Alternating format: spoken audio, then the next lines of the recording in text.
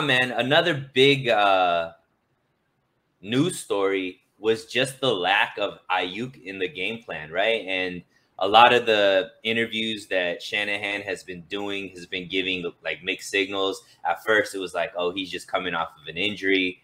But then a lot of it is like, then, I think either yesterday or today, he basically said, well, if he's going to play, he has to be much better than the person behind him.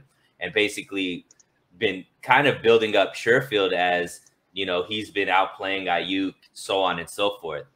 We clearly saw what Aiyuk is capable of last season. He had a very positive rookie season.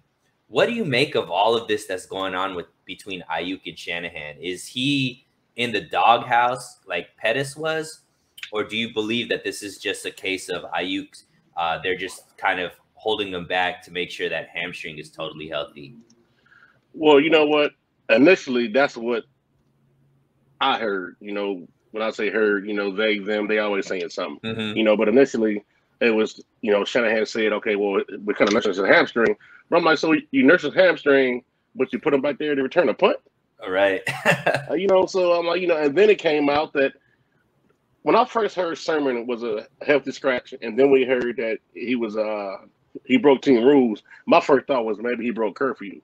Then it came out that both him and Aiyuk, broke curfew, if that's what the truth is. But I'm like, so, and I guess only reason Aiyuk played was because it was more receivers he had up than he had running backs, and he was comfortable with the running back situation, which it turned out to work out fine. But my thing is, if that's the case, okay, well, that's over and done with. They served their punishment. Now moving forward, if he's working hard enough, get him back in there. Because like you said, he balled out last year with, insufficient quarterback play. And he can help this offense move, generate points, and succeed if he's healthy and in there. So it's going to be real intriguing to see, what I'm saying, what this lineup look like on Saturday, especially with the receivers. And between Aiyuk having a hamstring injury and then having what happened with the, breaking team rules last week. And to answer your question about the doghouse, man, Pettis and Aiyuk, two separate players. Right. Two separate players. No comparison, man. So if you were a betting man and you had Aiyuk on your fantasy roster, are you starting him this week, or do you give it another week to kind of see what Shanahan truly believes?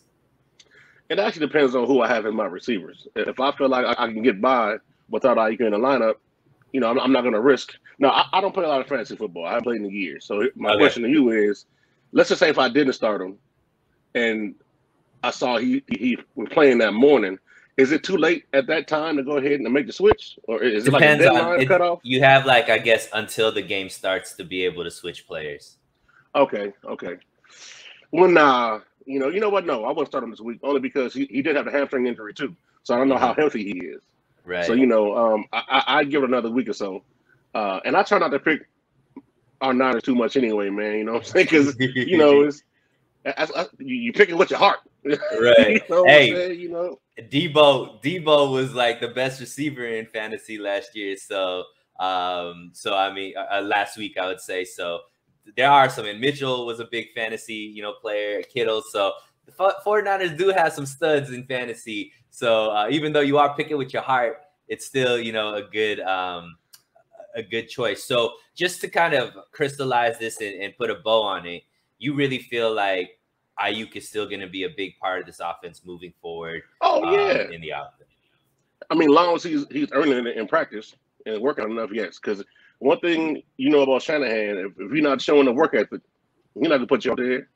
Mm-hmm. I mean, and as a coach, I wouldn't either. I mean, you slacked it all week in practice. You were dogging all week in practice.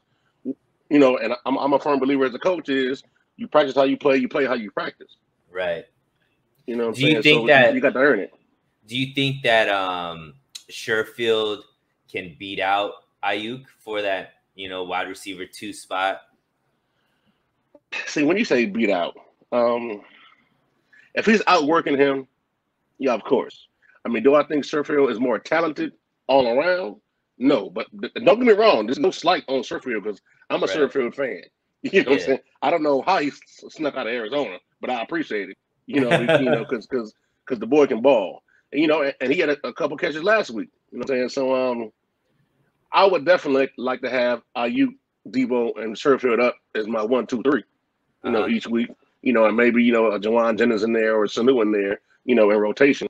But all things even, I would start Aiyuk over Sherfield. I agree.